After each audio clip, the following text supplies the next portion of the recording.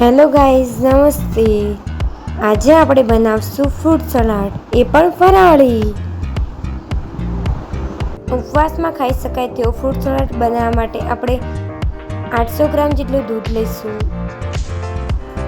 એ દૂધને આપણે ગરમ થવા દઈશું અને તેને સખત હલાયા કરશું જ્યાં સુધી તે મતલબ કે જાડું ના થઈ જાય ત્યાં સુધી આપણે તેને હલાયા કરશું.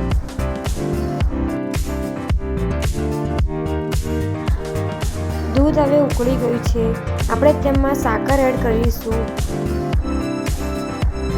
દૂધમાં એડ કરવા માટે આપણે ક્યુરી બનાવવા માટે મખાનાનો ઉપયોગ કરીશું, જે આપણે ફરાળમાં ઉપયોગ કરી શકાય છે. એટલે મખાનાને પહેલાં રોસ્ટ કરી દેવાના છે. રોસ્ટ કર્યા બાદ આપણે ચેક કરીશું આવી રીતે ભાગીને કે બરાબર રીતે તે રોસ્ટ થઈ ગયા છે. પછી તેને મિક્સર જારમાં લાઈન કરી દઈશું.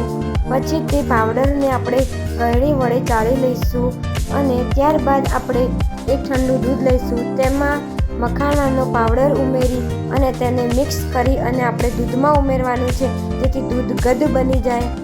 તે માટે ઉમેરતા જવાનું અને હલાવતા જવાનું, બંને કામ સાથે જ કરવાનું છે. દૂધમાં સારી રીતે મખાનાનો પાવડર મિક્સ થઈ ગયો છે. હવે તમે જોઈ શકો છો કે દૂધ કેટલું ગદ બની ગયું છે અને કેટલું સરસ દેખાય છે. હવે આપણે ફરાળી ફ્રૂટ સલાડ બનાવીએ છીએ, પણ આપણે કલર નથી અંદર, તો આપણે કલર માટે આપણે કેસરનો દૂધનો ઉપયોગ કરીશું અને તેને પણ આપણે હવે હલાવી દઈશું, તો સેમ બજાર જેવો યલો કલર આપણને દેખાશે. 1 કલાક માટે આપણે ફ્રીજમાં મૂકી દઈશું. ત્યાં સુધી આપણે બધા ફ્રૂટ કટ કરી દઈશું. ચીકુ, કેળું, દ્રાક્ષ, લીલી દ્રાક્ષ, સફરજન, દાડમ, એમ આપણે બધા ફ્રૂટ કટ કરી દઈશું, જે તમે જોઈ શકો છો.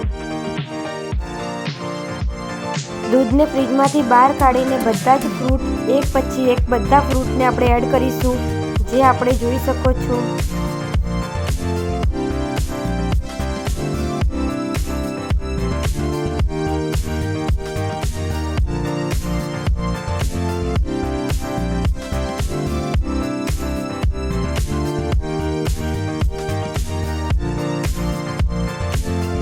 બધા ફ્રૂટ એડ થઈ ગયા છે. પછી બધું મિક્સ કરી લેવાનું છે અને ત્યારબાદ આપણું ફ્રૂટ સલાડ રેડી છે.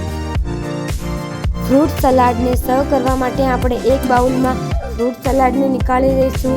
ત્યારબાદ આપણે ગાર્નિશિંગ માટે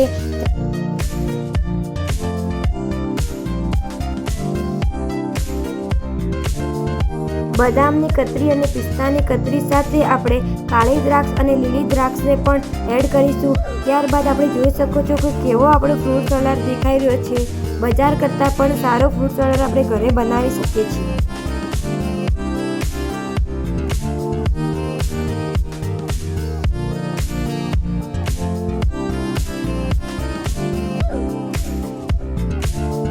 thank you for watching. Video ગમે તો લાઈક કરો, શેર કરો અને સબસ્ક્રાઈબ કરો.